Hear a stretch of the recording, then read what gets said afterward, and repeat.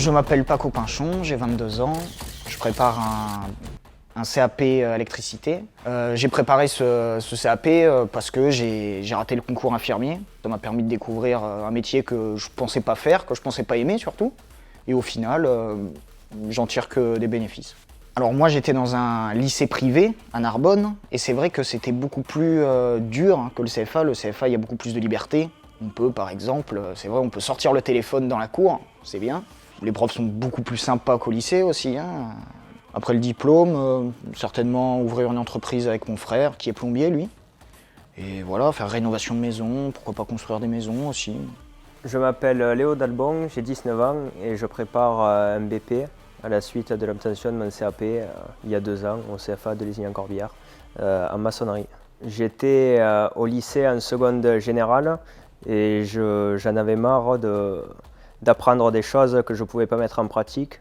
Donc le CFA m'a permis de voir de la théorie et de l'appliquer ensuite en entreprise ou en atelier. Il y a quand même assez de liberté. On a moins l'impression d'être surveillé comparé au collège notamment.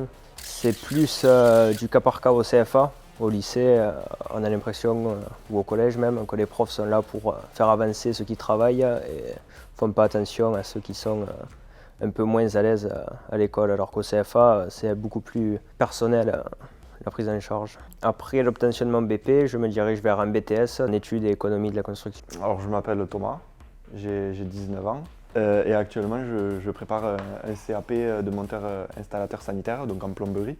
J'ai déjà eu un bac ST2S, donc santé et sociale. Je cherchais un métier un métier manuel où je ferais jamais les mêmes choses.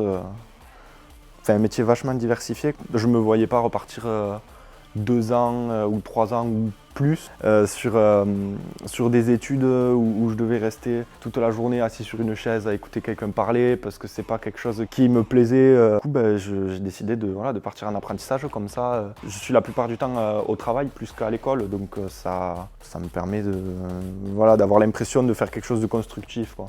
Petit à petit, on apprend de plus en plus de choses, le niveau monte crescendo, mais c'est pas, voilà, je trouve que c'est bien adapté, quoi. Au CFA, il y a plus, entre guillemets, une ambiance familiale, que ce soit avec les profs, quoi, plus que ce que ça pouvait être dans les collèges ou les lycées. Ouais, voilà, c'est ça, c'est que j'aime bien l'ambiance et tout, et puis qu'on ne nous prenne pas pour des enfants. Enfin, vraiment, on nous prend à l'âge qu'on a, quoi, et donc c'est bien de pouvoir interagir avec des personnes qui nous comprennent bien, quoi.